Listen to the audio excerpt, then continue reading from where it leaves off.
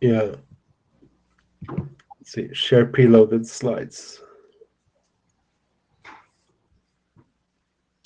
Did you click on next to your name, the share screen, and then you do share preloaded slides? Is that how you did Yeah, that? except I haven't seen the agenda slides yet. No, here they are. Yeah.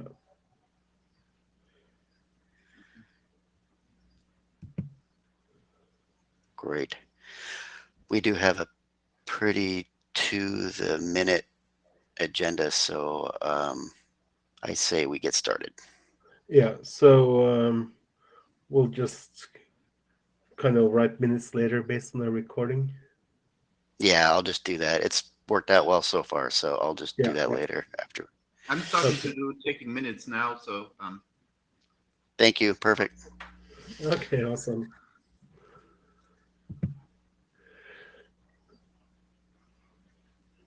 All right. Yeah. Shall I start here then? I guess I Yeah, usually do this bit. please. Yep, please. All right. Welcome everyone to PIM here in Vienna, except most of us are not in Vienna. Um, yeah, we got the full agenda. Let's see. Got the note well. Hope everyone has seen that. It's the same as it's been a long time.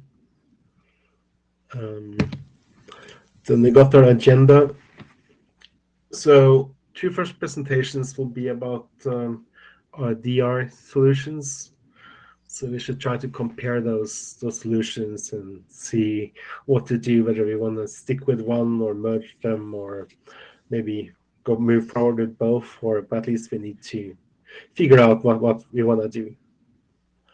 Then we got uh, yeah, the point-to-point policy ping, which is a working group draft. We got the PIM Lite, which has been presented before. Then there are several pretty new things. Let's see, the snooping yang. Um, that's something that was taken out of the snooping yang previously to be able to publish without waiting for references. But now we might want to move forward with this. And then there's several other new proposals as well. Looking at the working group status, we got the PIM Yang model. It's still in the RFC editor's queue. It's been there a very long time. It's still waiting for some final references, I assume. please. Okay. We got the IMP MLD Snooping Yang model, which finally got published, so that's great. We got the BFD point-to-multipoint use case published as well, so we're making progress. We got the IGMP MLD extension draft, which has been approved. It just needs the lazy author, which is me, to do a final update before it can be published. Yeah, I'll send an email to that to the working group later, I guess, about what changes we're going to make. No, nothing too dramatic. Then we got the DR drafts that are presented this meeting. A GMP MLD proxy Yang. We requested publication of that. Seems more drafts here, like the packing drafts. We also requested publication. A few drafts not presented this meeting. We need to look into the IGMP biz again, but yeah, nothing this meeting. There's also a Lisp draft that got adopted that is not being discussed, and the point-to-multipoint policy ping will be discussed. That's our status. Any comments on this?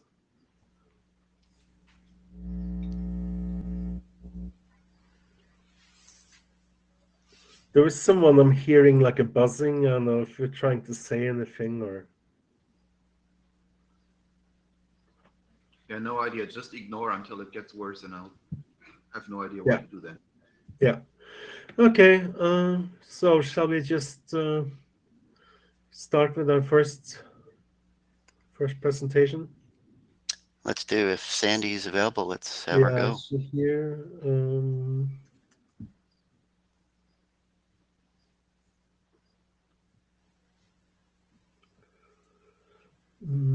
No.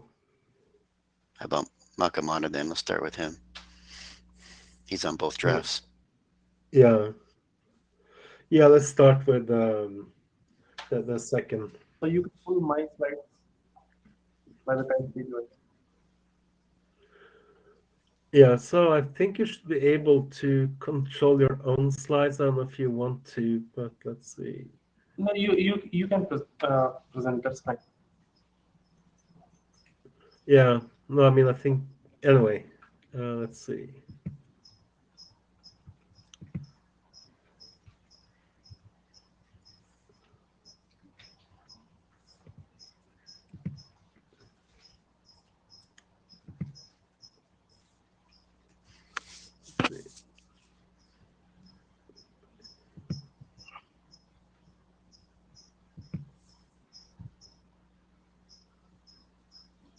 So we can go to the first slide. Yeah, so yeah, just tell me when to go to next. Yeah. Sure. So good morning, good afternoon, guys. So the first thing is to talk about the problem statement. So this basically our current PIM RFC. It talks about how to elect a PIM DR in the LAN. And in this case, we are showing that R1 is the DR, and it could be based on IP address or based on its configured priority. Now, what happens that when there is any failure, and let's consider that R1 fails, amount of time it is going to take where R2 or R3 is going to take over as a new DR, it depends on multiple factors. And some of the factors are, first thing is to detect the failure, how fast we are able to detect that there is a failure. And then depending on the hardware capability, how much time we are taking to reprogram the routes. And then how much time we are taking to rebuild the tree. And again, rebuilding the tree will totally depend on how diverse your network is. So there are many deployments where these kind of mechanism doesn't work pretty well, and they don't want any downtime, because in this case, if you see, worst case, if we don't have BFD and we just rely on hellos, we may take up to minutes to even detect that DR is down. So there was a need for some kind of mechanism, some protection mechanism where we could really do fast failover. And that is where this draft comes into the picture, that how can we come up with a backup DR which can keep things ready in case of failure. We can go to the next slide.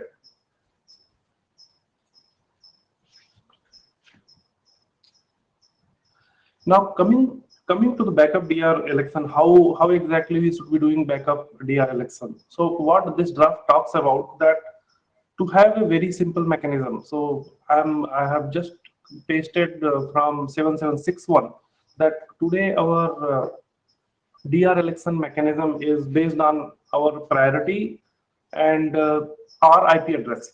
So everyone, whether it is R1, R2, and R3, they run exact same algorithm to identify whether I am eligible to be DR or not. So what I'm saying, instead of doing some extra signaling between these routers, why not to run same algorithm, and now you find if you are the second best. So in this case, when R1 runs the algorithm, R1 knows that R1, R2, and R3, all three are in the LAN, and priorities are 100, 90, and 80. So R1 picks itself as a DR. Now, when R2 is running the same algorithm, it knows that it is the second best router. So in case you are second best router, you definitely can qualify for backup DR.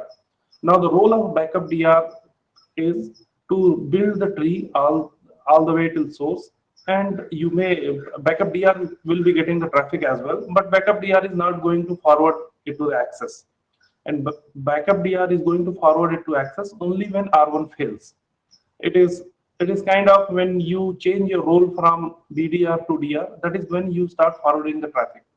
The benefit of this mechanism is now all the states are already ready. As soon as you detect the failure, maybe there will be BFD running or some other mechanism where you can really detect the failure very fast, and you will be immediately able to start forwarding traffic to the access. So this kind of provides a mechanism where you will have minimum traffic loss. So this is the mechanism of backup DR election. Next. So that was one part of draft. The second part of draft, I think, which we started discussing over email is sticky DR behavior, and why do we need sticky DR? So again, there are deployments where they don't want to have DR election happening in case of any new router comes into the network. It could be accidental config, or it could be maybe customer is really trying to bring up a router which was earlier, which was up and running, which went down, and now it's coming up back. In these cases, you don't want your DR to change, and the reason for that would be again the kind of churn which you are going to see in your network. So just because of one new router coming into the network, or some router kind of went down and came back up, you don't want so much churn to be happening in network. And that is where there are many customers who are looking for a sticky DR functionality, where once one router has been elected as a DR, it should just stick to the whole network should stick to that particular router unless it fails. And that is where a sticky DR requirement comes. And next slide. Now, sticky DR procedures, again, we were thinking about it, that how can we do with very minimum protocol extension. So the one of the steps which looks pretty straightforward and easy to do is, so first step is, let's have DR election as it was happening today. So in this case, R1, R2, and R3, they have 3 priorities configured. So priority 100 is the one who is going to take over as a DR. So there is no change in DR election procedure. Next step.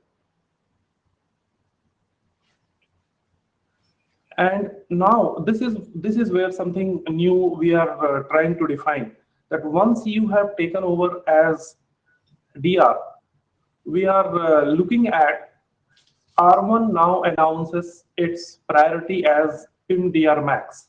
When I say PIM-DR max, so basically we can have a reserve number or reserve priority, which is really the max value, which should not be user configurable value. And it is kind of a R1 is getting a semaphore that now R1 gets that max value. R1 starts announcing its own priority as this highest priority. Now, what benefit we are going to get out of it? When R1 starts sending this PIM-DR max priority, no matter who is coming or who is going in the network, it is never going to change the DR behavior. It is not going to cause a DR re-election. But to remember that even though R1 has been configured with priority 100, now it is announcing a special DR priority. Next. Now, when sticky DR fails, or the router which was DR earlier fails, so what is going to happen? So in this case, when R2, R3 detect that there is a failure, they are going to rerun a DR election. And if there was a VDR, BDR will automatically take over. And now R2 is the one who is going to start sending this new DR priority. At this point of time, what is going to happen, even if R1 comes back? So R1 priority is configured priority is 100, but R2 is announcing PIM-DR max, so which means that R1 will never take over, because R1 is always going to run its DR algorithm against this DR max priority. Next. So implementation wise, yes, this particular sticky DR behavior has been implemented and deployed as well. Next.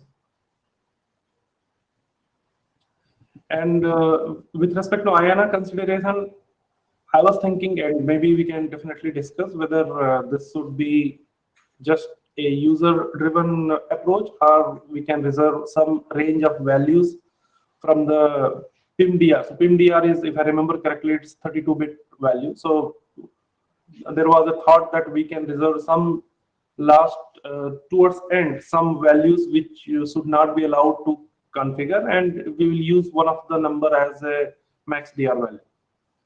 And the second thing which needs to be discussed is, should we even send any flag with hello saying that I support PIM sticky DR? Because if you see in this current approach, I don't think even any capability exchange is needed, because if there are other routers who don't support sticky DR, if they are not DR at first time, they will never take over as DR, because whoever becomes a DR and supports sticky DR will start announcing this max value, and this max value will always be honored. So I don't think there is really need for hello, unless working group thinks that there are some cases where announcing capability option in hello is going to be good. So I think that's all. Can we go to the next slide if I have anything else? Yeah. So if there is any question.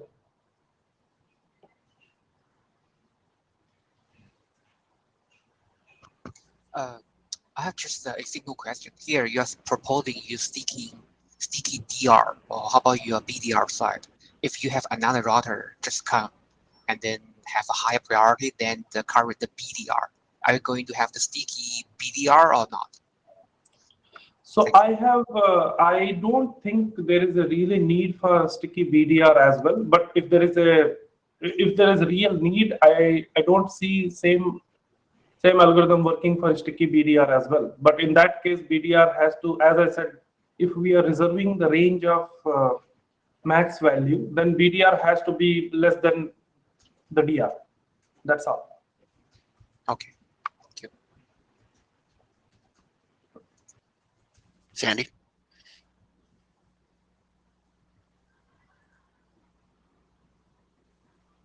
Hello? Yeah. Hello? Yeah. Okay, thank you. My question is, I thank McManus for his presentation, but I think that the contents described in the slides is not the same with the draft.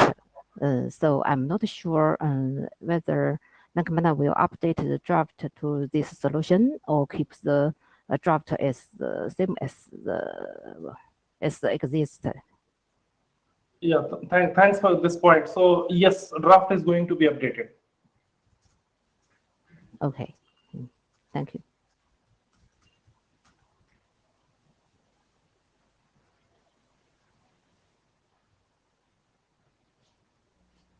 Sandy, do you want to directly present yourself? Yes. May I? Yes, Yeah, please. we can discuss the combined discussion after your presentation. The one question that Mankamata didn't get answered, however, is the whole PIMDR max value. Do we need to I see. add that? Yeah. So After maybe we a can discuss it shorter at the end. presentation. Yeah. Go ahead. Okay. Hello, everyone. I'm Sunny Zhang from ZTE, and this presentation is for the same background of McManus draft. For PIMDR improvement draft, this draft has been adjusted according to AD's suggestion since version 10. Next, please.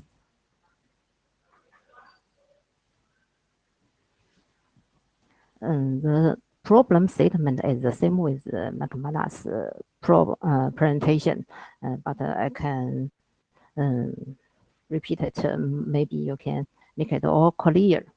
So according FC 7761, the router has the highest priority will be the DR. So if a working DR or the link between the DR and the LAN fails, a new DR must be elected. Another case is that if a new router with a higher priority connects in a working LAN, the new router will be the DR. So there is packet losing during the switch. Next, please.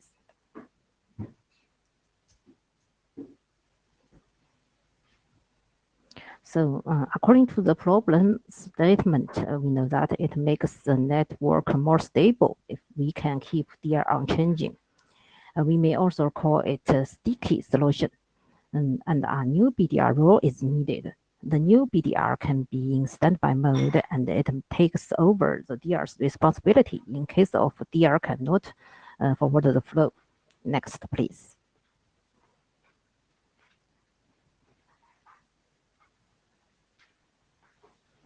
And so the solution defined in this draft introduces two new options in PIM hello message.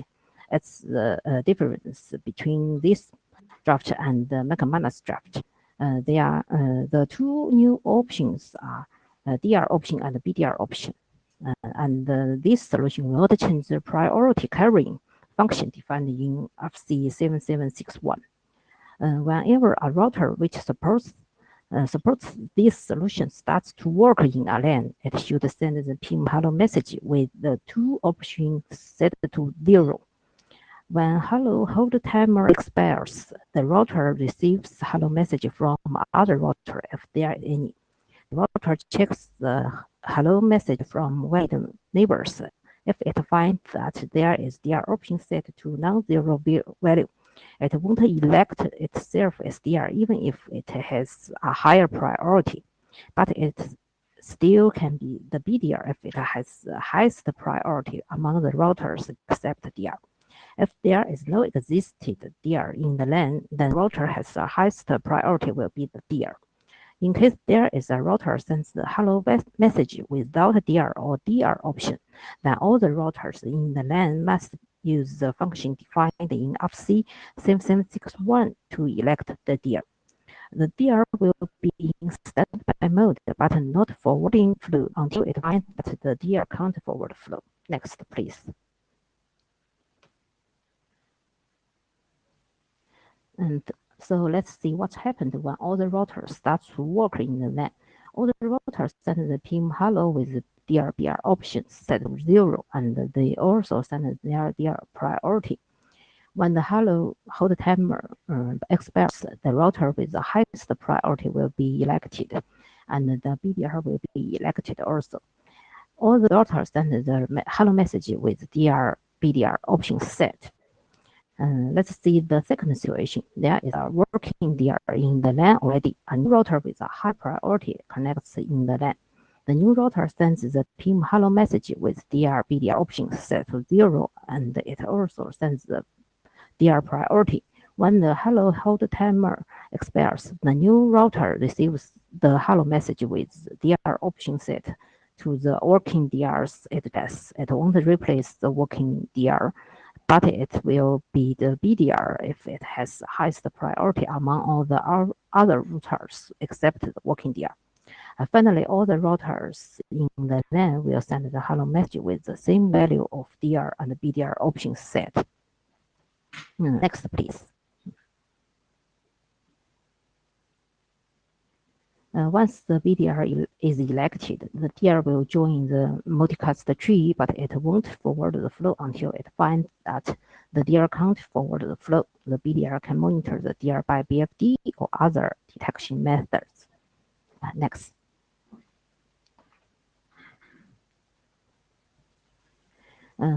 So this is a summary of this solution. It has a BDR role to reduce the time of multicast tree rebuilding. The sticky DR and the fast switching of BDR can minimize the packet loss. The convergence time of DR election will be 1 hello hold time. The solution has explicit signaling because the two DR/BDR options are defined in hello message. And the election result is certain because either the router which has the highest priority is elected when all the routers start to work in the LAN, or the working DR won't be replaced even if a new router connects the LAN with a higher priority. this solution is compatible with APC 7761, and the function defined in APC 7761 is used once a router sends hello message without the new option. Okay, that's all. So now I think we can talk about the difference between the two solutions. Yeah, in my opinion, the main difference between the two methods is that PMDR, the improvements has explicit signaling, and the methods defined in BDR draft has no explicit signaling except the max priority value.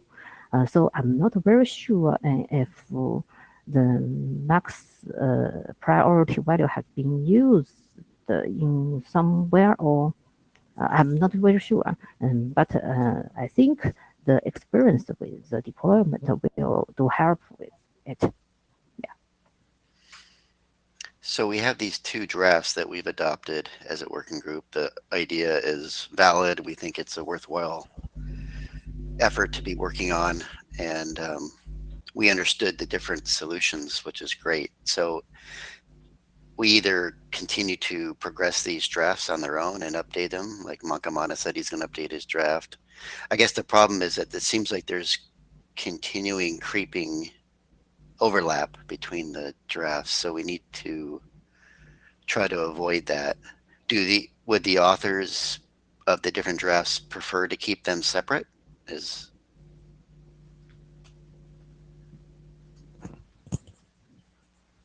In my opinion, the non-stacky methods defined in BDR draft is useful, and it can be used in the network, but it has no explicit signaling, but it still works.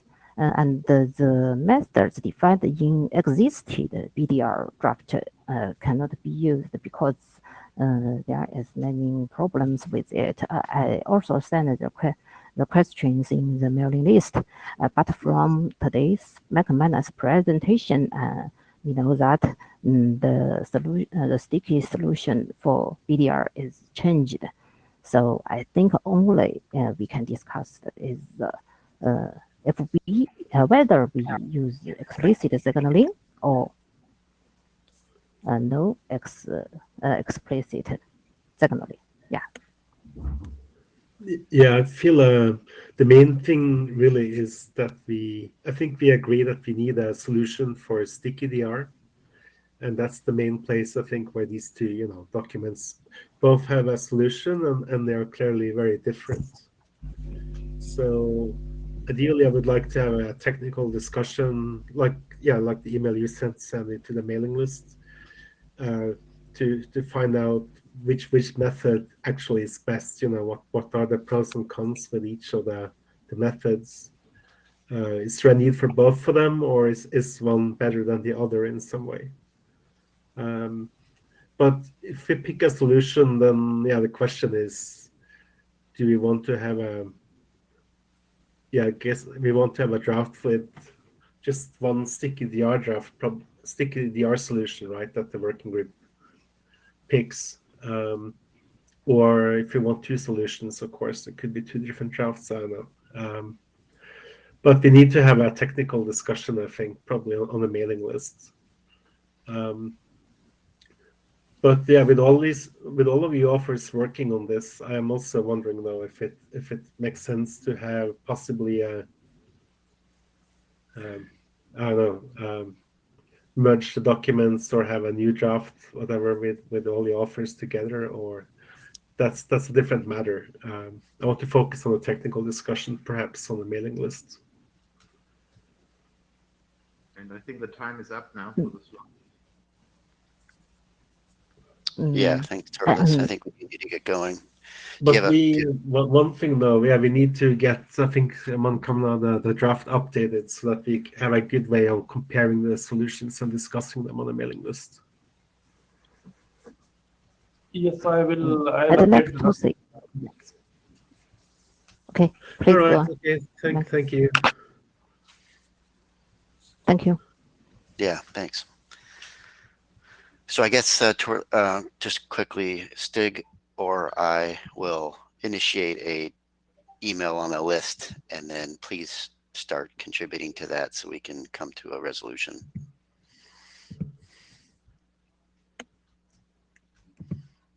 And Human is up next. That would be Uman, and he's getting to the mic. Yeah, I think it doesn't matter. Take the any. Yeah, I think that one is better for you to see. Okay, so this is the point-to-multipoint policy ping. Next slide, please. Okay, so just a little bit of update, and I don't know why it's cutting on the side. Right.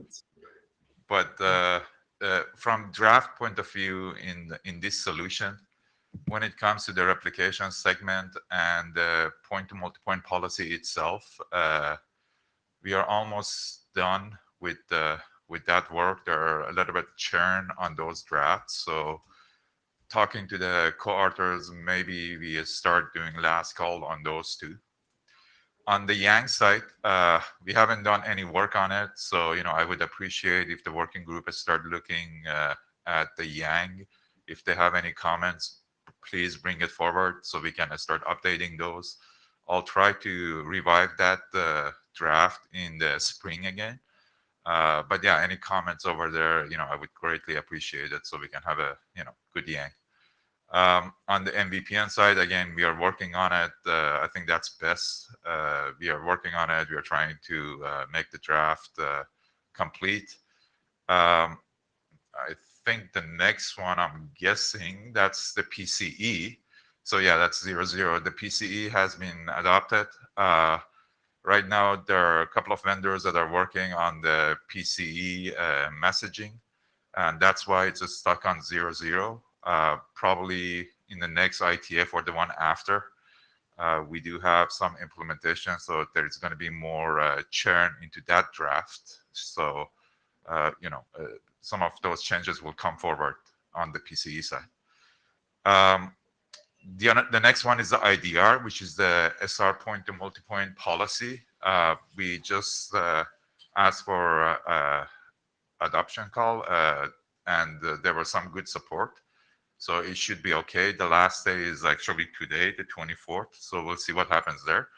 And the last but not least is the pink, which is this draft, which we are working on in this working group. So that's a little update of what's going on with this point-to-multipoint solution from all draft point. Okay, now, oops. I wonder if I did something wrong there. Yeah, I was just trying to see if I can get it to look better, but doesn't look that way. I'll swing it. What is this? Okay, Yeah, next slide, please. Yeah. Okay, so what we are trying to achieve here, as everybody knows, when it comes to point-to-multipoint policy and the replication segments, it's a PCE solution. So there is no signaling on the network itself, on the line, on the fibers itself. So it is crucial for us to understand where the failure is within the tree, going from the root all the way to the leaves of these puppies. So basically, the point of this draft is to come up with the OEM mechanism that is capable of testing the tree for each candidate path. Again, a little bit of reminder, on the root, you can have multiple candidate paths that they are redundant, and the active candidate path is the one that has the highest precedence. Any other candidate path is staying there as inactive. And based on the failure, when the PCE or the controller for that matter realizes that there is a failure on the active candidate path, it will switch to the backup candidate paths, if you will. So each one of these candidate paths have a tree of its own through the network. They can be set up accordingly through the network. They can be SRLG, meaning that they can be completely separate from each other. It all comes down to the controller, how they want to set up these candidate paths through the network from the root all the way to the host, to the leaves. So that said, we need to be able to test every one of these candidate paths. Now there's a second concept under the candidate path. And that concept is what we call the path instance. So basically, if a candidate path needs to be optimized, then we can have two path instances under the candidate path, that the second path instance will be signaled through the network through an optimized path, and it can do a make before break procedure on the route to switch from one path instance to the second path instance, so you keep that candidate path up and running, which is your primary candidate path. So this draft will introduce a mechanism to test every single one of these candidate paths and every single one of these path instances under the candidate paths. Next slide, please. Yeah, let me try to share the application here instead, I think. Okay, sure. Let's see. Okay, I need to, let's see.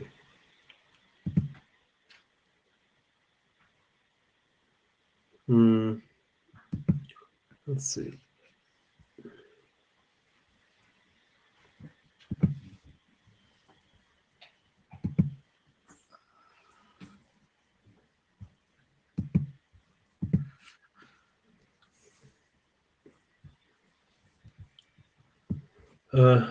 Yeah. Oh, much better. Thank you. Okay. Yeah. Okay. Right. Okay. So yeah. Are you? Do you want to move on to the next slide? Right. Yes, please. Thank you. Yeah.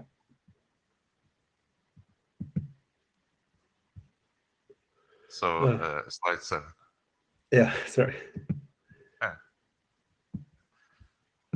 Okay. Okay. Here we go. Thank you. So when it comes to the packet construction and the packet format, we didn't reinvent the wheel. There's already RFCs in there for MPLS NCAP, which is RFC 4379 and 6425. We are basically reusing those RFCs. And I guess one point that I'm trying to make here is that this draft is only for the MPLS NCAP. When it goes to the SRv6 OEM stuff, then there is a draft in the 6-man, which is the OEM for SRv6, and we need to come up with a new draft that reuses the SRv6 OEM packet format to introduce OEM functionality for point-to-multipoint tree in the SRv6 domain, I guess. One thing that we did identify into this draft is the target FEC. So we did identify the point-to-multipoint policy target FEC that identifies this packet to the OEM layer, saying that this is really for point-to-multipoint policy, and the TLV to identify this OEM packet. If you could go to the next slide, please. And I realize the slide numbers are wrong, but my apologies. So yeah, so this is the TLV that actually identifies the packet as a point-to-multipoint policy OEM packet.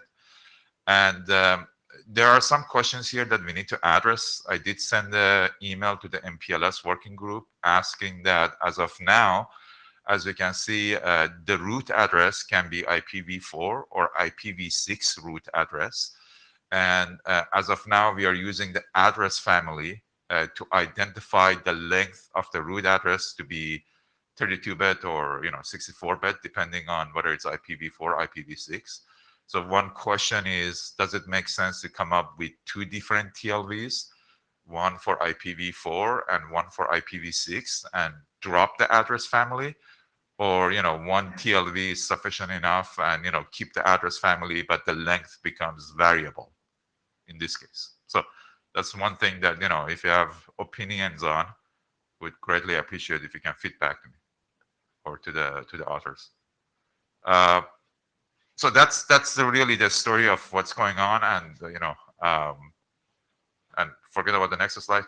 Obviously, I'm in a sector too. So that's the update on this draft and all the other drafts. Any comments, questions? Did that email go to MPLS and PIM, or just MPLS? Good question. I replied to everybody on the last email, so it should have gone to PIM. I'll double check. I'll double check as well, but thank you. We'll respond, or hopefully they do actually. Okay. Thank you. Yeah, I see we have the same problem with the next slide, so I'll share a window again. Let's see. So probably it's the way I printed out then, because I just Yeah, grab PowerPoints and actually, I print. So maybe I did something wrong there. Okay, so the next one is PIM Lite. Basically, what I'm trying to achieve here is to have the working group to come up with a baseline for this draft. There was a lot of conversation, emails back and forth on the working group email list, which is great. But I think we need to agree on the baseline and what do we want to do here, and based on that agreement, take it forward and see what we come up with. So next slide, please.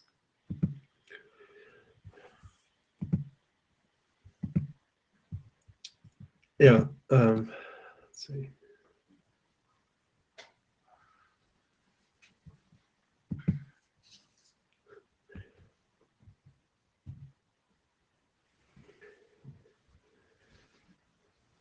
That's very strange. Yeah, let me try to fix this just a moment. Let's see.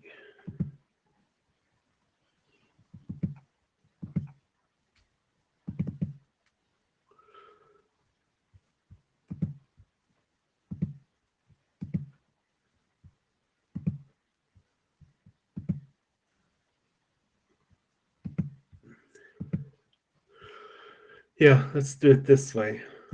Thank you. So, yeah, sorry. Let's see.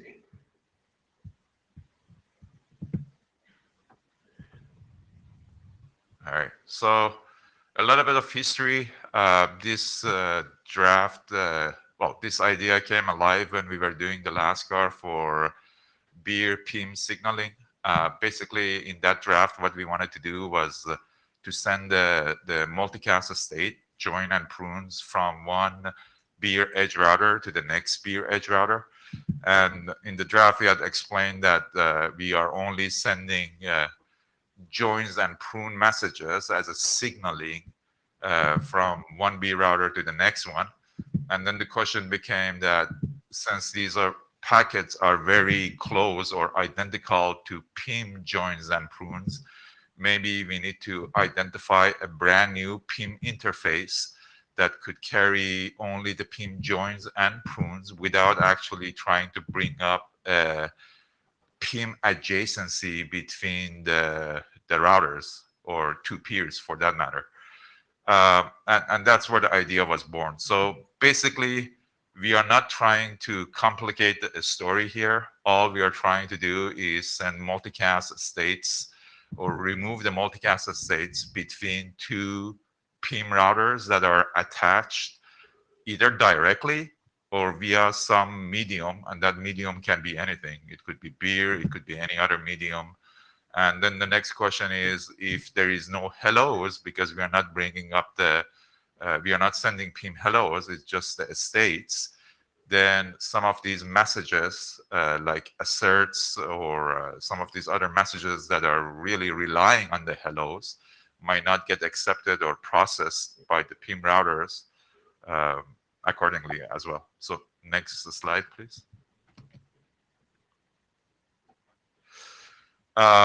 Yeah, so basically, again, as I explained, as of now, depending what happens in this meeting, the entire idea was just to come up with a new interface, whatever we want to call this interface, that only is capable of sending a couple of messages, including joins, prunes, and maybe asserts, and to have the other router accepting these messages, even though the fact that there is no PIM adjacency or the PIM hellos between the two routers.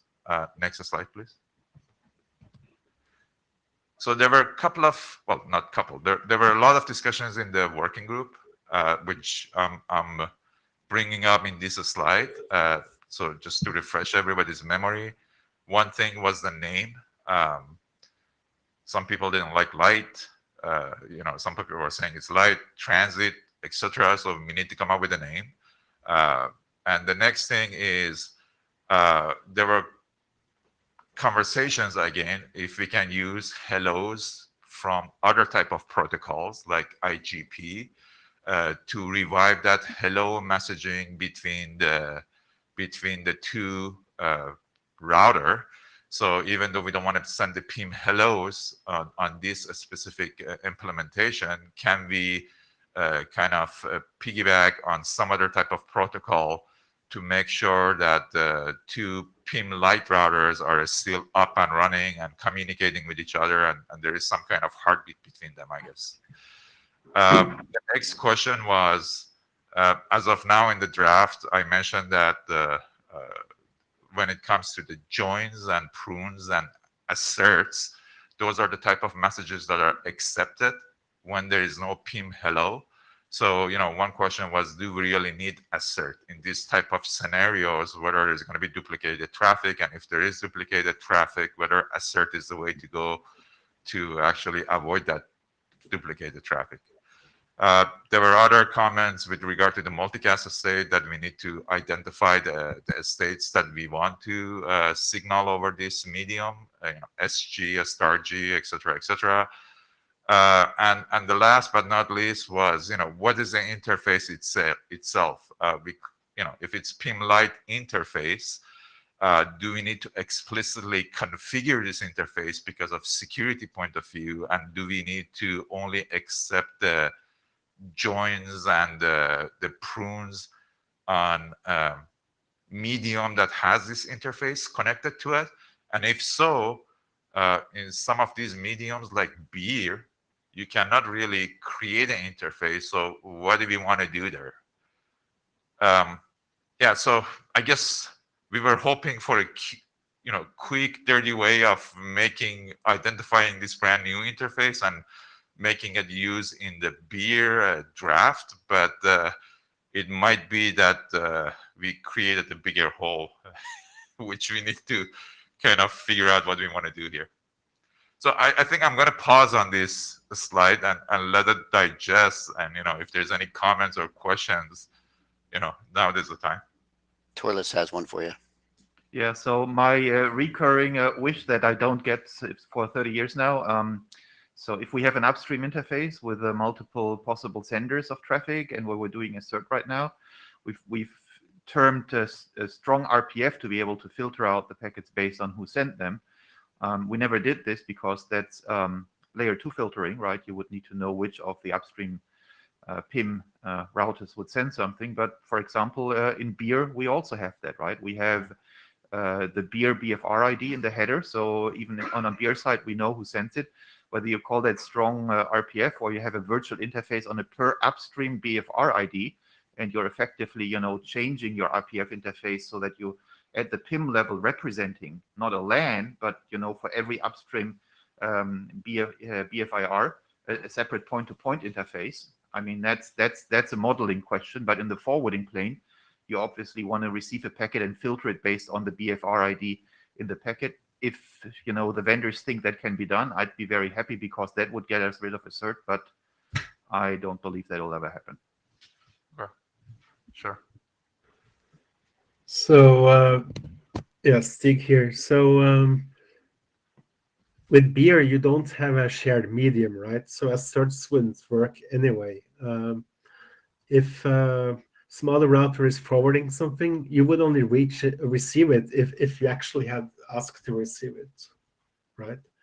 So so the concept of assert only really works if you have like a shared medium, like an Ethernet, or somehow simulating that.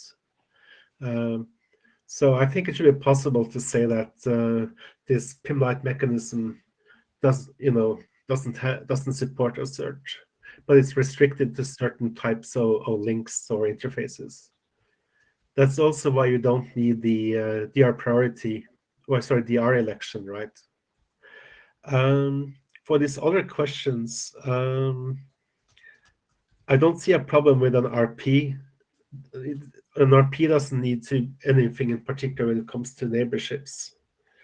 And for the interface being enabled, I think it's fine to say that certain interface types, say like a beer interface, it's enabled by default. It's enabled by default. Okay, yeah, got you. Okay. So I think most of these can be dealt with pretty easily. Just need some text explaining exactly what the applicability is of the PIM light. And Okay. explain why they don't need to worry too much about asserts and some other things. Okay. Okay, so that sounds good. So maybe, oh, there's another comment, sir.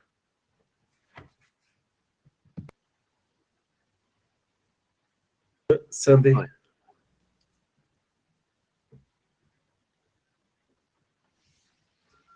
Go ahead, Sandy. Hello. Hello. Hello. Do you hear me?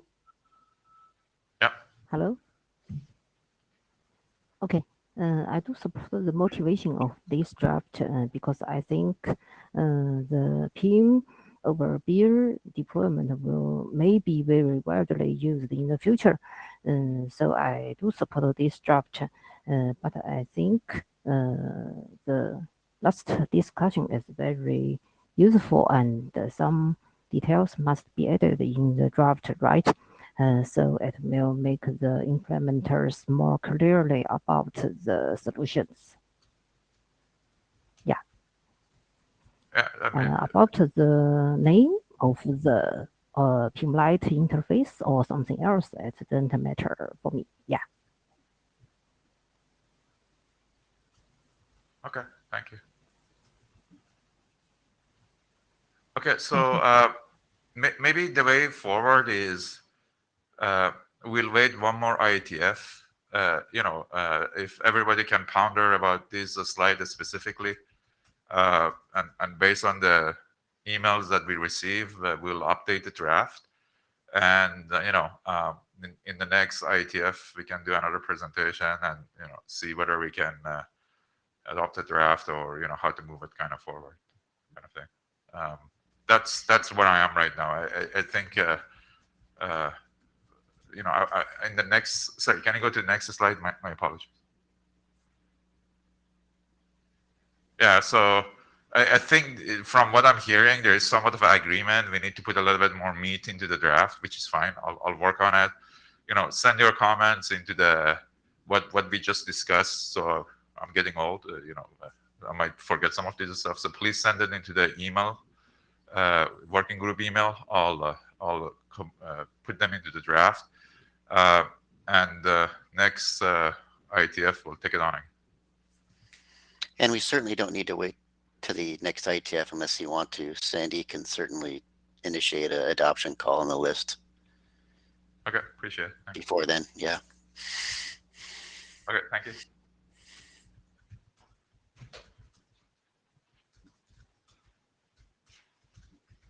Hongji.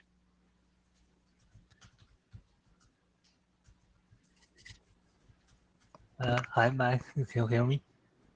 Yes. Yes. Okay.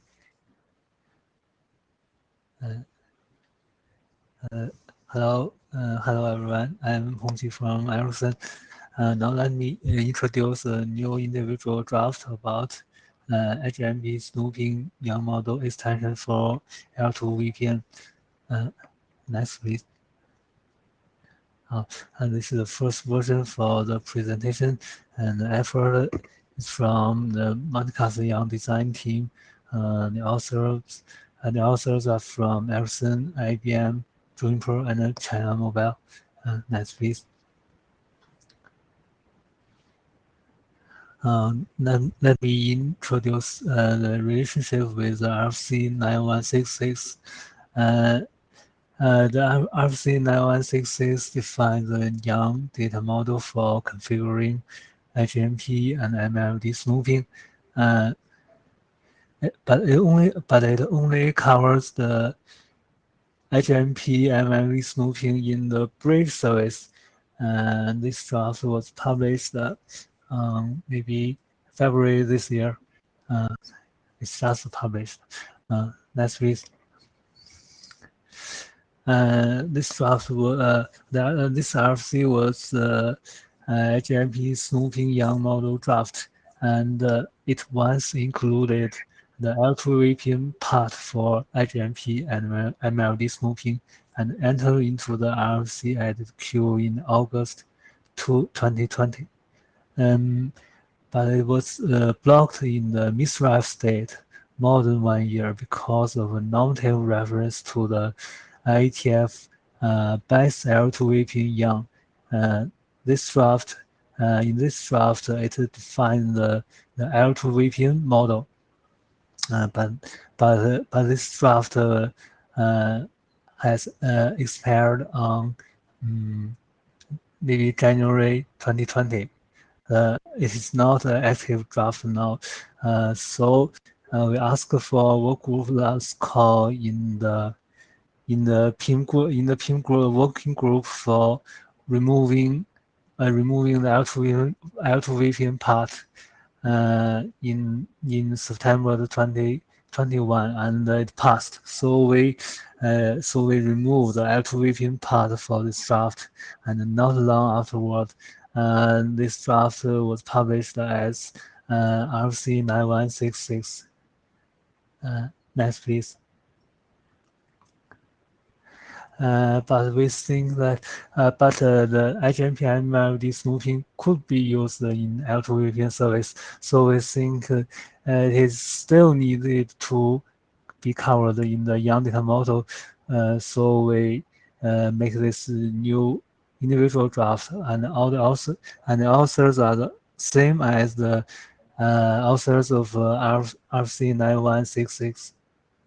Next, please.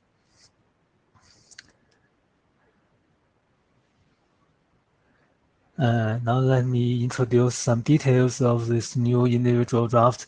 First, the mRouter interface for L2 VPN. In L2 VPN, there are two types of mRouter interfaces. They could be called the AC mRouter interface and PW mRouter interface. We could manually configure the mRouter interface AC or PW, and we could also this mRouter interfaces for L2 VPN could also be learned dynamically. When they are when the mRouter interfaces are dynamically learned, and they are read-only. Next, please.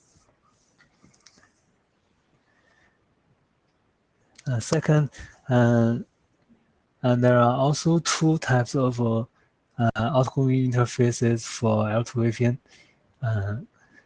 We could manually configure the outgoing interfaces under the HMP snooping instance. They are AC and PW. Next, please. Similarly, these outgoing interfaces could also be dynamically learned. They are read-only. Next, please. Now, in order to use the snooping instances in the L2 VPN, the IGMP snooping instance and the MLD so in order to use the snooping instance in L2 VPN, we augment the network instance whose type is L2 VPN, and the instances could be referenced in the L2 VPN service, like below. That's all the all the updates of that's all the key points of about this individual draft. And next please. And next step, we would like to apply for the working group adoption, and welcome any more comments. Thank you. I see. You want to go first, I guess.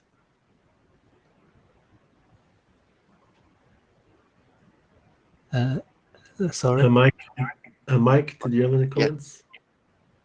Say that again. No, I was just waiting for you. To You do go what? Oh, first. the call. No, I don't have a question. I was just gonna initiate a adoption call on the. Okay. Well, shortly. okay. So one question: the LTVPN draft that we were waiting on, is that progressing now? No, there's no progress now. The latest version is has appeared at in January 2020. Right. Mm. So it means that if we move forward with this, it will get stuck again, I guess. But I still think we should move forward, though. So the contents of this draft is basically exactly what we agreed to publish before, right?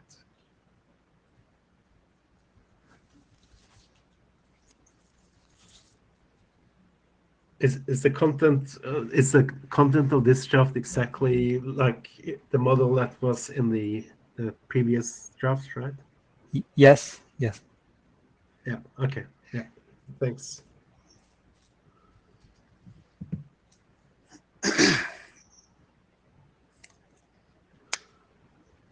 So right now we do have 10, 11 who are showing adoption agreement for this draft, Hongji, and none against. So I think that's fairly conclusive. We'll send an email as well. We're up to 12 now. But I think you can safely assume that we will adopt this draft.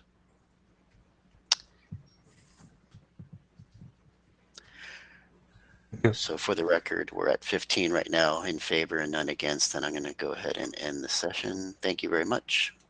Right. Thank you. Thank you. Okay, let's see. Next. Isong. Let's see.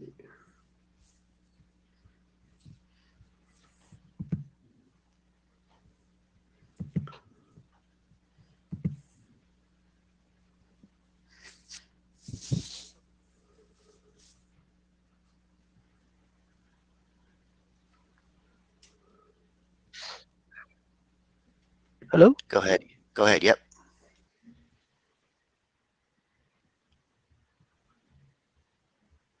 Yes, go ahead, Isong. Okay. Hello, everyone. I'm Isung from China Mobile, and today I will present the PIM MFR based on the TRFA. This is the second time to present this draft. And the next slide, please. Firstly, I will give the brief introduction of this draft. And as we know, and the PIM MFR is a very important protection mechanism for the multicast deploys. It can minimize the packet loss when the failure happens to the multicast parts. But in the RFC 7431, it can only use the RFA, but RFA can only cover part of the network topologies. So there are some kind of the topologies, and it cannot cover. So, and the TRFA can help the unicast FR to achieve the almost 100% network topology coverage. So we in this draft, we provide a new mechanism by using the TRFA for the PIM FR, and it's no need for the additional extension of the PIM protocol, just to use the existing PIM features. And this time we update the draft as an informational draft, and that is a recommendation for the multicast protection deployment in the SR networks. Next slide, please.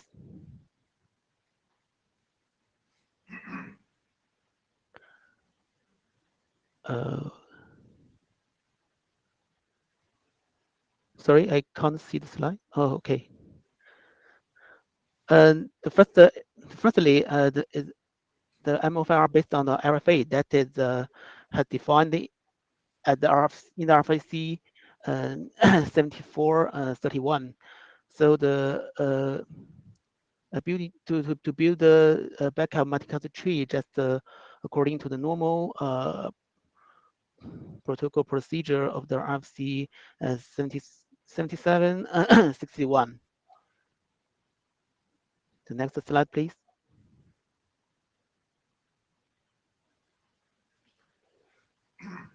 And we come to the RFA, and the PQ the PQ node for the RFA, and for the unicast it will establish the unicast tunnel to protect the unicast traffic. So the PQ node we can use the PIM RPF vector attribute. We can look the PQ node as the first part of the backup multicast trees route. So firstly, we can build the first part of the tree, and when we when the PQ node, like the example, R3, and it will remove the vector, and then it will establish the multicast tree according to the multicast source directly. Next slide, please.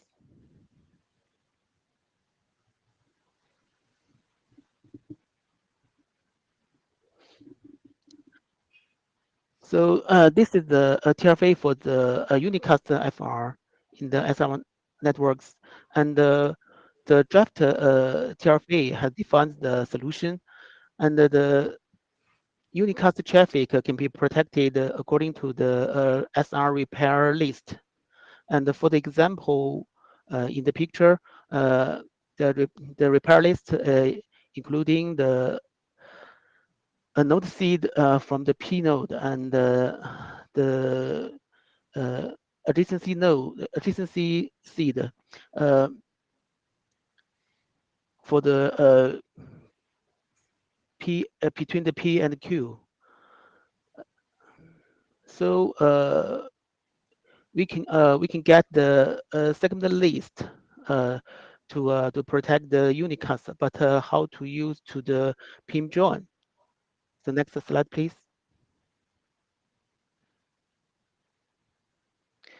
Fortunately, we have defined the PIM features for the RPF vector attribute and the explicit RPF vector attribute. For the node seed, we can use the RPF vector attribute, like the R4 in the picture. For the R4 in the vector, we use the type 0 of the join attribute, and it will look up the unicast routing to the R4 and hop by hop to send the PIM join from the R6 to R4. And the second vector is that the explicit RPF vector attribute, that the type 4 of the join attribute. It will now look up the unicast routing table It just specify the PIM upstream neighbor. So when the PIM join received by the R4, and it will check the type4 attribute for the R3, and will directly send the join to the R3. And after the PIM join received by R3, and it will remove the vector, and in the join packet there is no vector now, and it will continue to establish the multicast tree to according to the RPF of the multicast source directly, and hop by hop to establish the remaining backup multicast tree. So that's the method of using the SR repair list to establish the MOFR backup multicast tree. Next slide, please.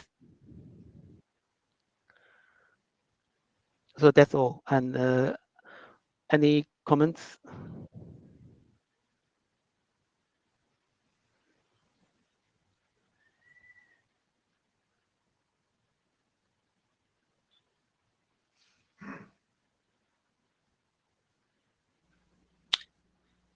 Thank you, Isong. Is your goal to continue to work on it and then, oh, sorry, Human, go ahead.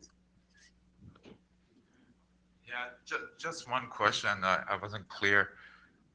In the slide that you're sending the joins, are those going over the segment routing, or are they just like going over the interface? Oh, just going over the interface. It's just use the segment routing as the segment list as the reference to the RPF. Okay. But then the part I guess I'm still confused is when the traffic comes from R6 and goes to R5, and if the R5, if you're not tunneling the traffic and the R5 says that, no, this is not the best path, go back to R6, how are you mitigating that issue? Like, how are you going from the P space to Q space without the P space sending the traffic back to R6? Oh, this also according to the PIM protocol, and the well, hop by hop we will build the PIM state for the SG. Okay, R6 so will send the join to the R5, and R5 will create the SG state, and okay. also So for the R4 and R3. So basically what you're saying, the multicast, I guess part I'm confused about, the multicast traffic is never going over any SR tunnel. It's just being forwarded. Yeah. Okay, thank you. Multicast the traffic never to the SR parts. Yeah.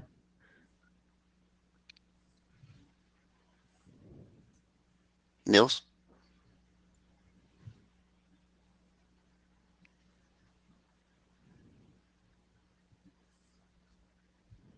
Is there a question?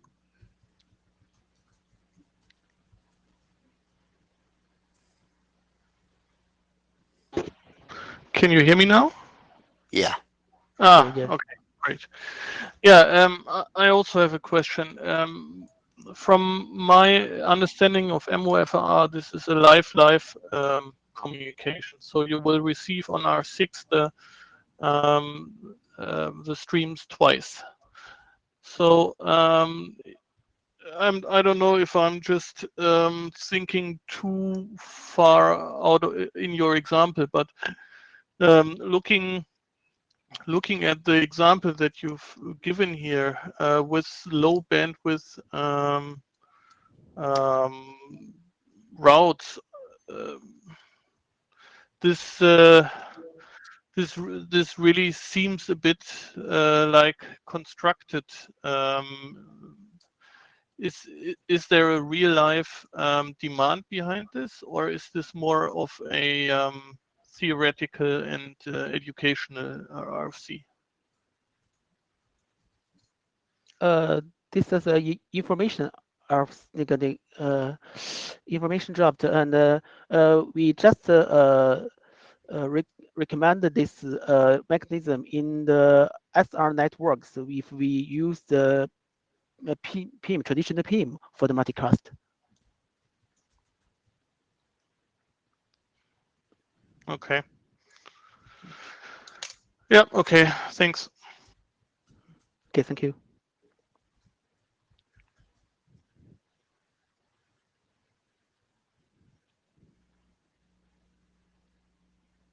Stig may have to make a call on this draft going forward since I'm draft.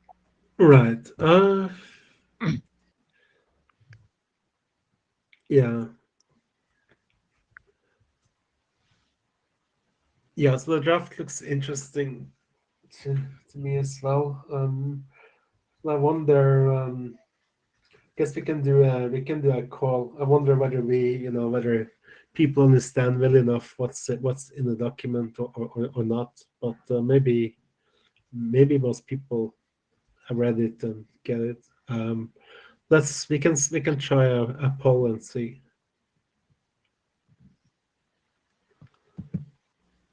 You want me to do that, or are you doing that? I can.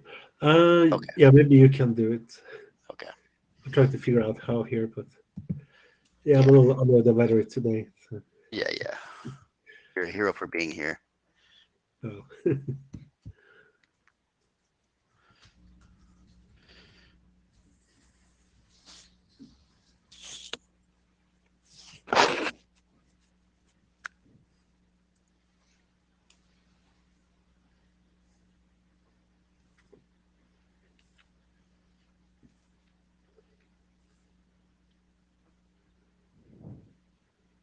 Do you guys see the results like I'm seeing it? I'm seeing it at least as it's counting up. Can a non-chair see what I'm seeing? I'm guessing not. It's not fair if you can see it, right? Before Maybe so. vote. I would think, but I don't know. Maybe so. Yeah. Well, right now we've got 14 that have raised their hand in support and one against. Good. Yeah. So. Yeah. So. Well, there's definitely a lot of interest, but yeah, I see we have, a couple of people against as well. So I would say we need to take it to the list. We need to understand, why some people are against it as well, and also possibly why people support it. But at least we have a lot of interest, so we should definitely go ahead and do an adoption call on the mailing list. Yeah, so just for the notes from when I do it, right now it's 15 in support and 1 against, and I'm going to end the session.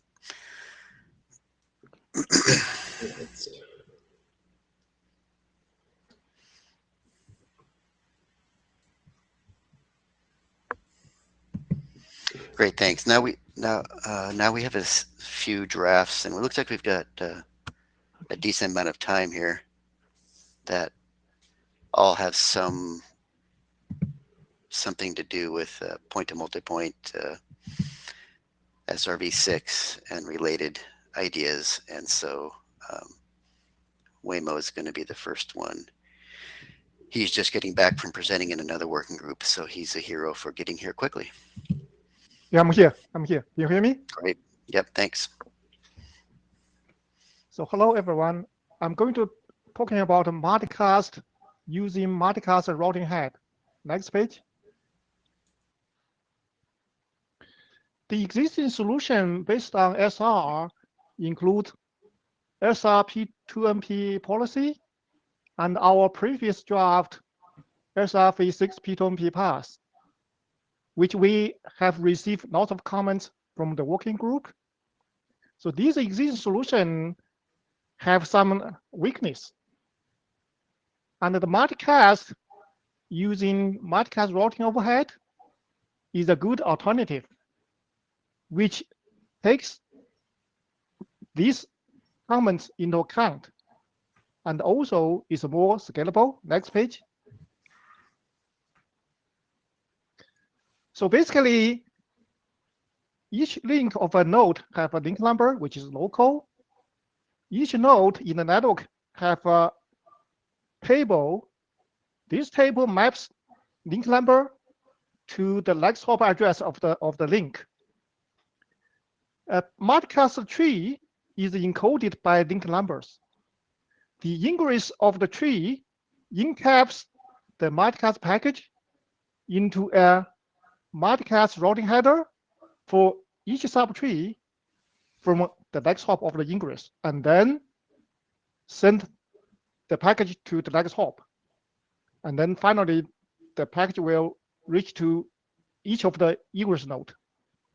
At the transit node, after transit node receives the package, transit node just gets each of the link numbers from the multicast routing header, and then find the next hop address from the link number from the label table, and then send the package to the next hop. At the egress node just decap the package and then send the package to the IP multicast forwarding module. Next page. So this is the basic encoding of a multicast tree. We just encoding the tree, every link on the tree, and then each link from node U to D is encoded by 3 fields. Link number field indicates the link number on node U. The number of branches is the number of links from node sorry, D. Raimo, we lost the slide stick. Can you refresh? I refresh. I can see the slides. Okay, there we go. Is this the right one, or? Yeah, I think you go. Let me see. So Yeah. the slide. The next and one. Then the Page basic 4. idea. Page 4. Yeah, page 4. Yes. Ah, And okay. then the third. Oh, not the previous one. Previous. Yeah. No, the previous one. Page.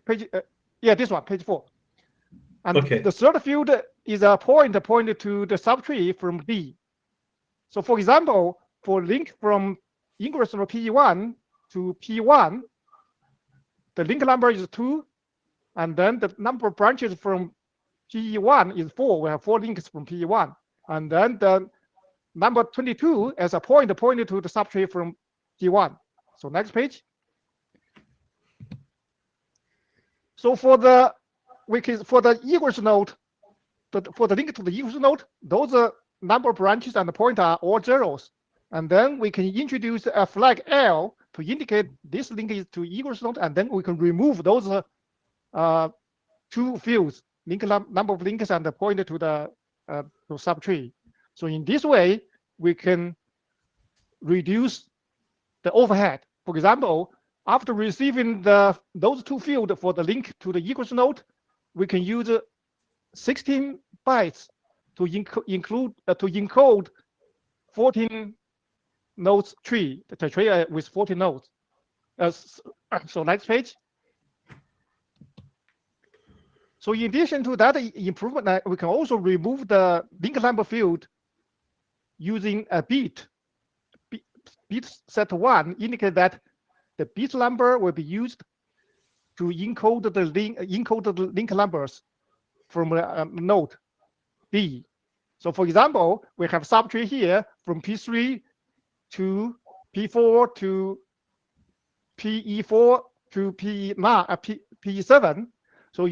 So those links from P4 can be encoded by bit strings. And also we have a P flag indicate that those nodes, in addition to represented by the bit number, and also indicate that the next hop is a leaf node. So in this way, we also remove the L bit in this case. So in this way, we encode the subtree here just using 4 bytes. So next page. So this is another example to use the bits to encode part of the subtree. So this in this way, we just when bit is used, and then we also remove the link number field. So we further improve the encoding. So next page. So we come together, we have encoding for a whole tree. So we use 13 bytes to encode the whole tree. So when we use this one, and then we ingress node will just includes the subtree from P1. So in fact, we only use 11 bytes to do the forwarding. That's the overhead. Next page. Multicast routing head. The multicast routing head is a routing head with a new routing type. This header is similar to segment routing header. It will contain a subtree from a next hop.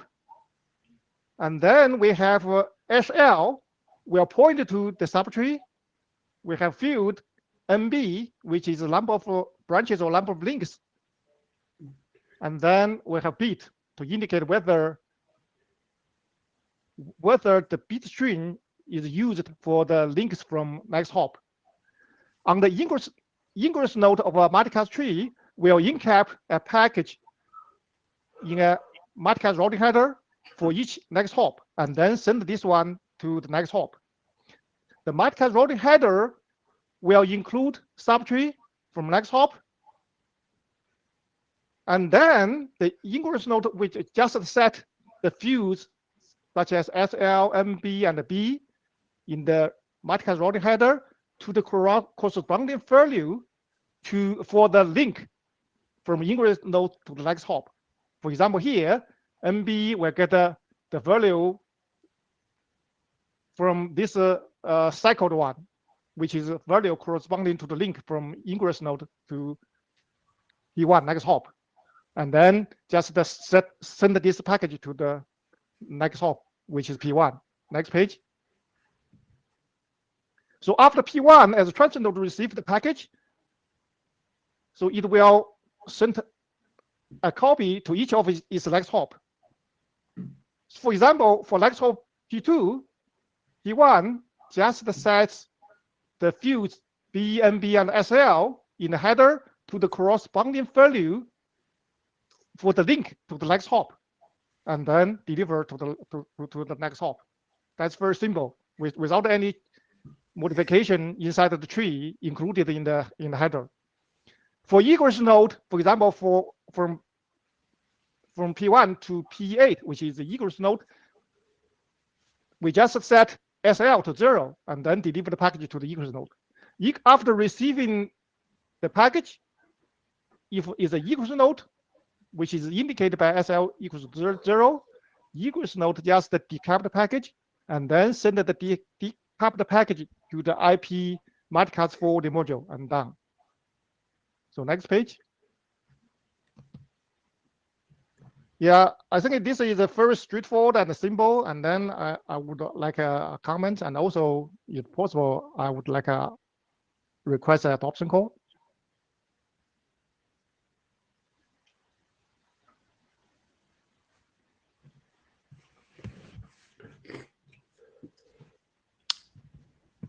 As a individual contributor to this draft, it would also be helpful. This will probably be something that we need to discuss, of course, further on the list. But Bob Hinden did mention to us that so Waymo presented this in 6-man as well this week, and Bob mentioned to us that the header format and processing would be okay for 6-man to discuss, but the whole notion of this multicast routing header that Waymo's described would be better in a working group that's focused on multicast, and that's why he's presenting it here. So if we were to ever take up this draft, 6-man would then work on the actual processing and the header format. It probably would be kind of similar to what Human did very successfully with his point-to-multipoint draft, and having a replication segment defined in Spring, and then the stitching of all those segments in a policy done here. So it's kind of a rough equivalent to that. So just wanted to throw that in there.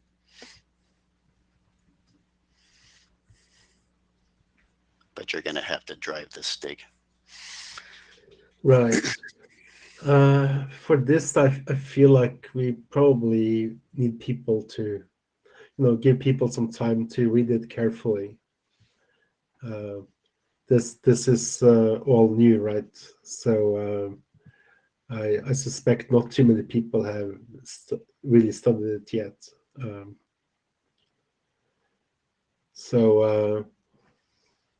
Yeah, I would say let's follow up on the mailing list and try to have some discussion there. It would have been nice if we could ask how many people have read it, perhaps, but I don't know if it's worth having a poll just for that. Okay, I'll do that. And Robin's got a question. Okay, sure. Okay, okay, Robin from Huawei. So my comments is that later we will provide some of this comparison between the this solution and the previous this solution. Yes. Yeah, previous this P2MP, that's the SR solution that dropped is also to encapsulate the P2MP tree. Okay. Right, you're right. So there are a couple of different solutions here, right? Yeah. So we may have to give it some time to, have people understand all the different options. Yeah.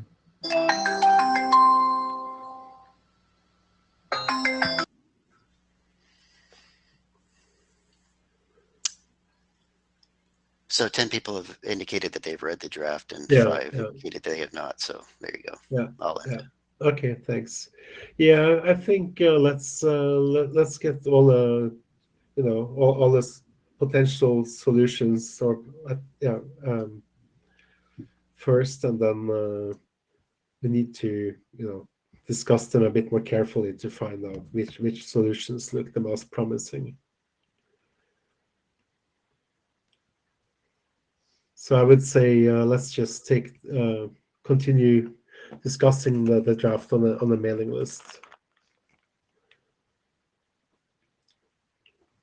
But we should work towards evaluating the proposals and finding out which solutions look the best. Torles? Oh, I'm just waiting to present. Right. Yeah. Let's take it to the list, and Torles next. Yeah. Can you still share the slide? So I'm not sure that. I know you can easily do it yourself, but I got it here now. Yeah. Okay. So presenting alternative option, but whether they're exclusionary or amend each other, I think that's another interesting question. Next slide. Okay, so what we want to have is a native IPv6 SRv6 solution for point-to-multipoint that is stateless. Homan already done all the work for the stateful ones with the replication segments. So this is intended to be part of the SRv6 architecture for networks with only IPv6 and SRv6, so where the operators do not want additional layer 3 forwarding planes for multicast that are not IPv6. And we want this as much as possible to be, well, as little changes over, what we're doing, let's say with the SRH header for path, but just the same thing for multicast replication. And there is no such solution in the IETF today. It's unicast only SRH, but we already saw one other proposal to do this. So, in this proposal, the core property is really of the encoding of the compressed tree, which we call recursive bit string structure. Next slide. So the recursive bit string structure is shown on the right-hand side. That is in the blue box, the whole address structure as it is seen on the first router A.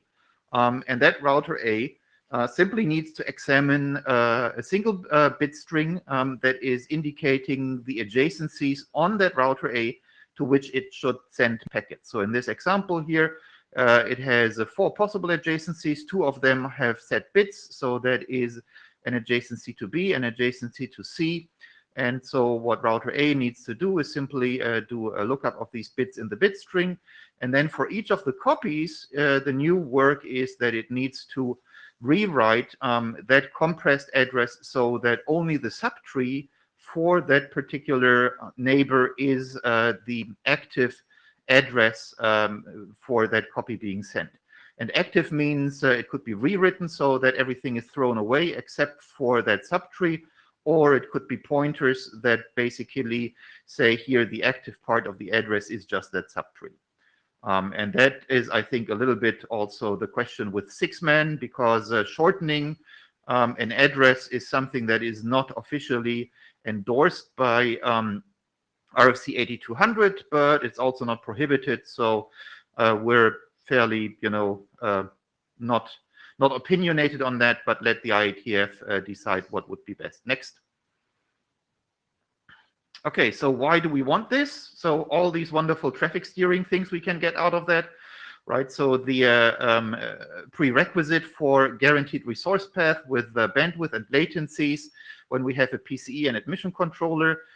It's great for the path diversity with the zero loss multicast, for DetNet with pre-auth. It's great for minimum cost Steiner trees, capacity optimization through non-ECMP load splitting, which is pretty much today in unicast 95% why customers are using segment routing. So the ability to engineer these paths in multicast trees would then also mean that you can utilize the capacity in the network for multicast equally better as you can do with segment routing for unicast. And then of course also, and that's maybe even more going back to the original roots, predictable and simple convergence. There are no micro loops that we're getting with the hop by hop reconvergence through the IGP when we're not doing source routing. So now that's all traffic engineering that we get through the traffic steering of indicating the tree. But even if we compare it to just flat bit strings that are not encoding the whole tree, we do think we get scalability benefits. And those come simply from the consideration that this working group and the original protocols we did, right, PIM sparse mode, kind of our biggest success, is based on the predicate. We've got a large network and the multicast delivery tree is small. So we're only sending to a relatively small number of receivers in a large network. And so there's the simple thought example without a good picture. Consider you have a network with 2,560 destinations, egress PEs and the service providers. You have flat bit strings of 256 bits, which is kind of some existing technology. And you want to send to 10 destinations. Well, if you have flat bit strings, you might be unlucky and you send 10 packets because all these 10 bits that you send to are in 10 different bit strings. So your replication efficiency is sent to 10 destinations. If you're lucky, it's 1 packet. If you're unlucky, it's 10 packets with flat bit strings. And if you use this RBS scheme in the validation topologies that we use, you can get always away with a single packet because you can always encode for any combination of 10 receivers, any tree within just less than 256 bit of RBS tree. So even RBS does encode the whole tree. It is, in our opinion, even more efficient in many cases than any flat bit string option. And of course, that example did not even include the overhead of encoding the tree in flat bit strings. So, so we think that this recursive bit string structure is, of all the proposals, the best compressed version that gives the best replication efficiency. Next slide. So here again, in a little bit more detail, hopefully that can be read. It's a little bit too small for me, I guess. Here, hopefully it's better on the large screen. How do we encode and process? So all the length fields that we're using are in bits so that we're efficient. If a router has n neighbors, then the bit string to be examined on that router has n bits. So in our example, we had 4 routers. So we have a FIP with 4 RBS, which we see on the right-hand side, which has 4 bit entries. Each entry has the address of the next hop, which is what, in the usual segment routing fashion would be the destination IPv6 address in the outer header being replaced.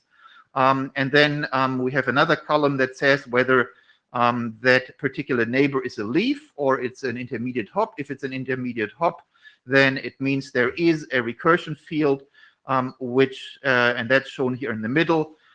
In the address, there is a subtree for that particular neighbor, and that is then what's going to be extracted as the address to the neighbor. If a neighbor is a leaf, then of course that neighbor doesn't need to get any further address, but the packet can just be sent to the neighbor without any further RBS address.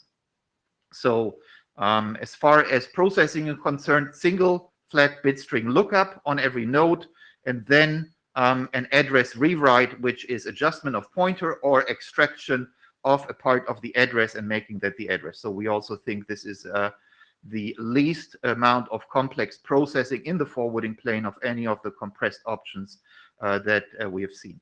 Next slide.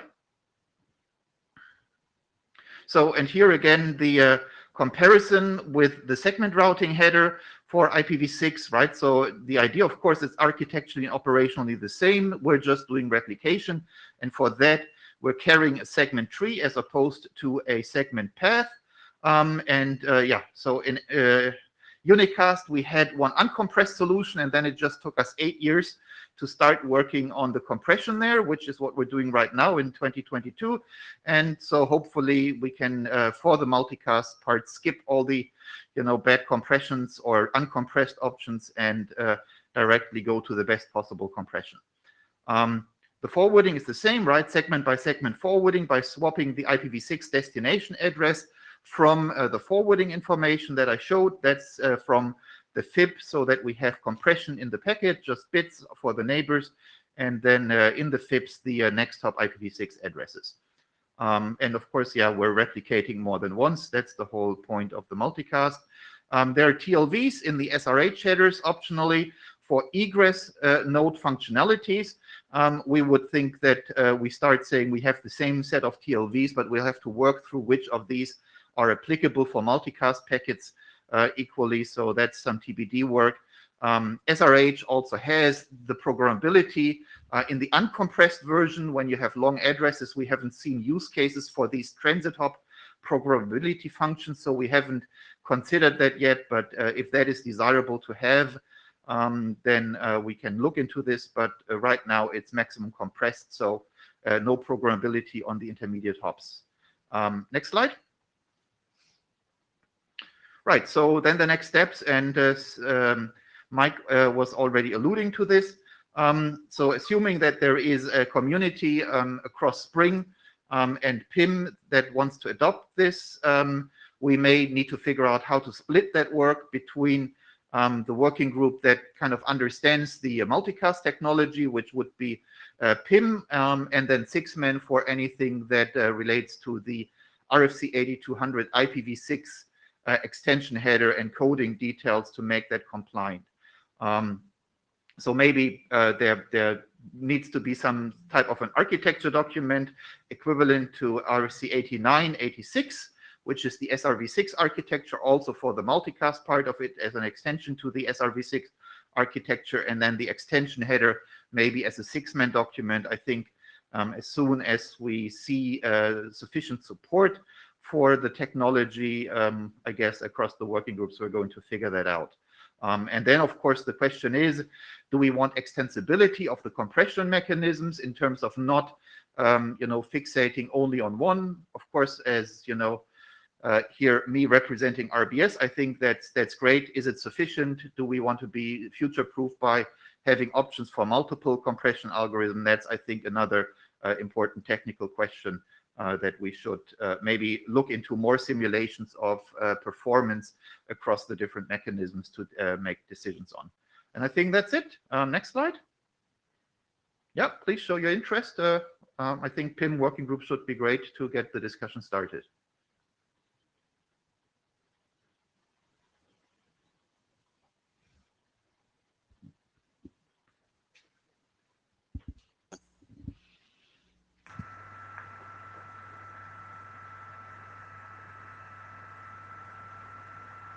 Robin?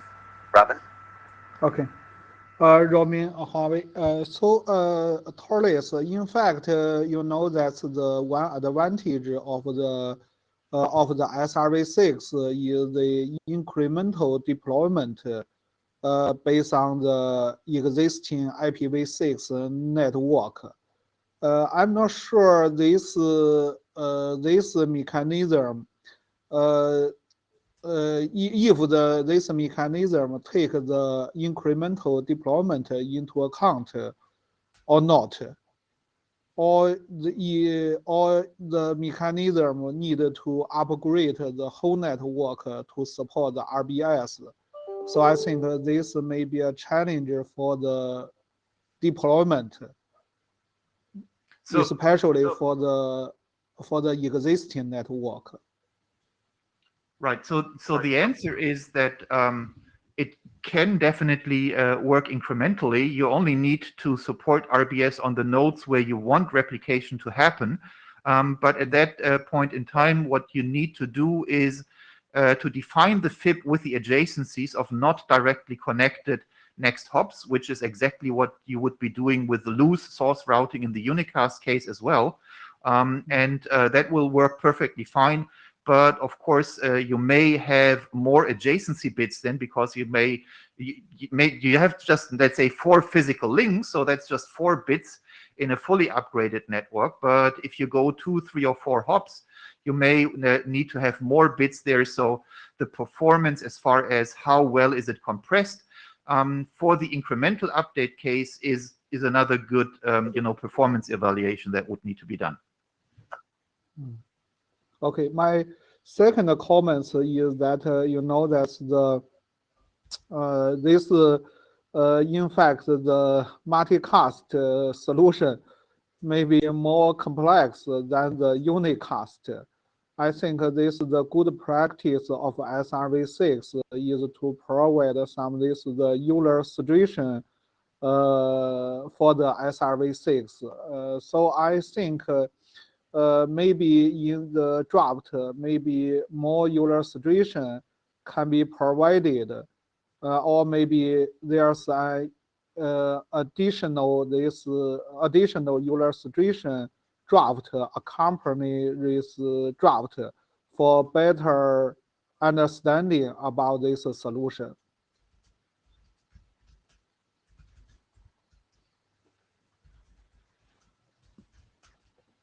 Yeah, so I think right now I think also all the other drafts have only started to think about is the basic forwarding plane mechanisms. And as I said, we may even need to split up that type of work between something to go to 6-man on the encoding side and the architecture in a similar way that we had it in Spring and in 6-man.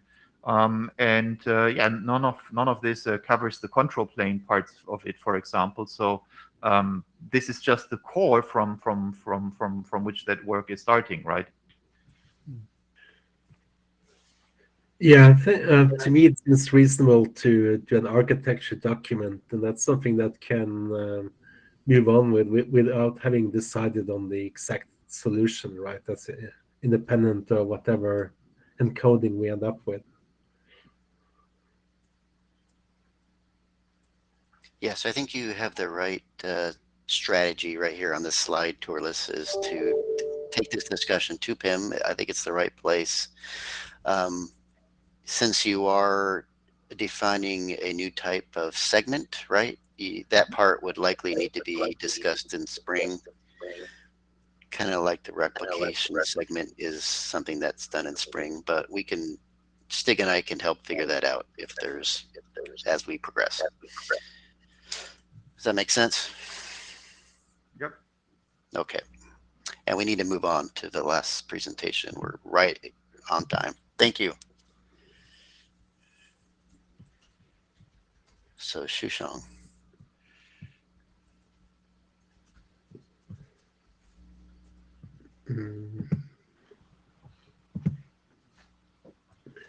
Hi. Hi, can you hear me well? Yes. Okay, thank you. This is Xu Song from Huawei, and I will introduce our work about multicast source routing over IPv6 traffic engineering solution. Next slide, please. Here is the problem statement. Basically, SRv6 has already provided a solution for unicast service to indicate P2P pass-through segment list in SRH for TE scenario. And there is no flow status is requested to maintain in the intermediate nodes, which is very beneficial for deployment. And also there are several SRP2MP solutions under discussion for multicast TE besides the previous two presentations. One of them is what has already been discussed in PIM for a while, SRP2MP policy solution, in which SRP2MP tree is constructed by sticking a set of replication segments together through SRP2MP policy in each replication node, which will introduce a replication status in the intermediate nodes. And another solution is previous work from Huaimo, which is called SRv6 P2MP pass. A segment list for P2MP pass is provided to the ingress node, and there are two arguments for each seed, which is N branches and N seeds to indicate the next level of subtree after replication. And for this document, we will provide a optional solution of multicast P2MP pass indication for multicast TE. Next slide, please. Before going to the detail of our solution, I think we can briefly review what has been done in SRv6. In SRv6, if there is a client packet from the CE side, in the P side, the ingress node will encap the packet with IPv6 header and SRH. And in the SRH, a segment list will indicate the P2P pass. And in the endpoint, it will update the segment left by segment left -1, and the destination address is replaced by the next active seed pointed by the segment left, which steers the packet to the next indicated node or adjacency in the TE path. This is based on the behavior definition for the function of AND or AND dot X in RFC 8986, and in the egress node, when the segment left equals to 0, the packet will be decapsulated and forwarded to the CE side. So that is the unicast method. So what can we do for multicast? Next slide, please. This is our first solution. We introduce a structural segment list for multicast tree. The basic idea is that we can define a new function type, which is called AND dot replication through segment list for specified nodes which the multicast tree passes through, and define two parameters in each seed, which is called replication number and pointer, to indicate the replication and forwarding relationship between the upstream and the downstream nodes. So what does solution look like? First, there will be a segment list just like the unicast. The segment list will contain all the seeds according to the indicated nodes in the multicast tree. For example, in the picture in the right hand, there is an indicated multicast tree, and for each node there will be a seed in the segment list. In multicast routing header, we call it MRH. And in each seed, there will be 3 parts as the segment format, just like the unicast SRv6 seed. There's a locator, there's a function, and also 2 arguments. One is replication number, which could indicate how many packets to replicate in this node, and another is a pointer to indicate the segment left value of the first child node. The basic idea here is that if it is a P path, the problem is very simple. We just set the segment left by segment left -1. But if it comes to the multicast, the next hop downstream nodes will be a group, and we cannot find the next seed only by -1. So we have to indicate how many packets will be replicated and where to find the corresponding seed. So we define these 2 arguments, and so correspondingly the behavior is the packet will be replicated based on the replication number and update the segment left and the IPv6 destination address based on the pointer, and forwarding the replicated packets to the downstream nodes. Next slide, please.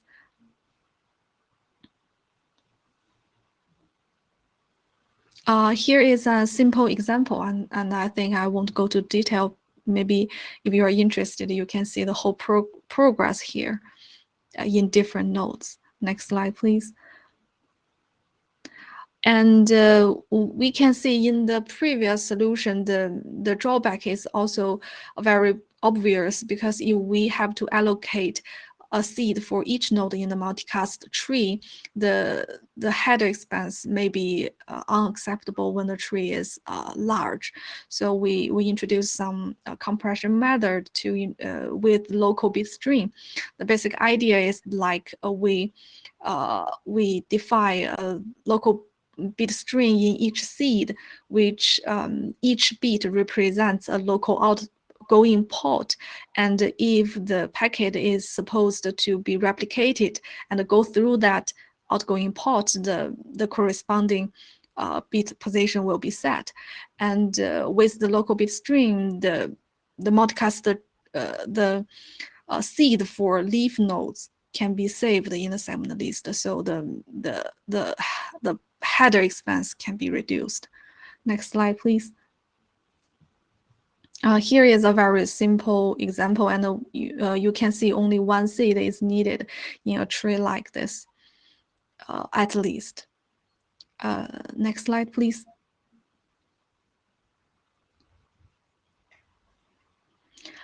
Here are some additional thoughts. Actually, a new type of IPv6 routing header for multicast, which is called MRH, is mentioned before, is proposed. And we think this MRH is requested for different types of encoding P2MP paths. Maybe including the previous presentations and other possible options. And so maybe we think more contributions are needed to make this header reasonable enough and be able to compatible with various encoding forms. So, and also maybe cooperations with Sigma will be very helpful.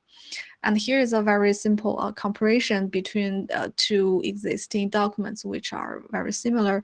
One is recursive subtree, and for the former, and another one is the layered replication behavior. And the first one will pops the irrelevant segments after replication, and the latter keeps all the segments just as SRv6 does for unicast, and segment left is used to locate the active seed.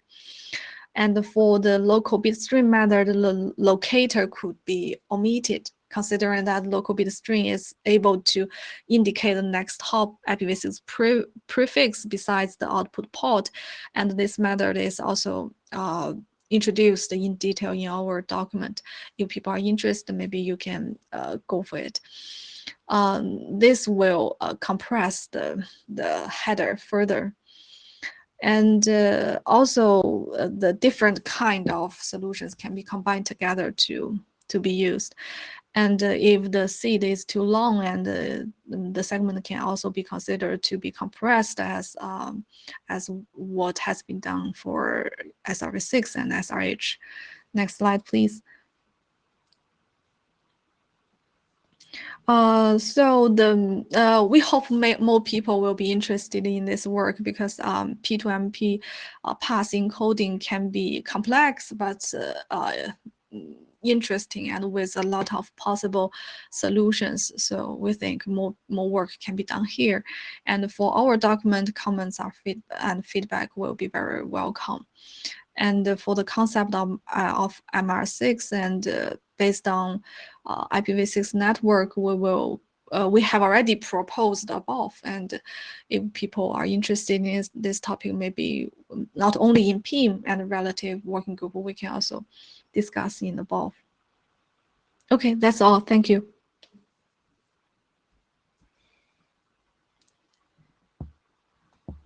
Thank you. Appreciate you presenting. Any questions for Shishong?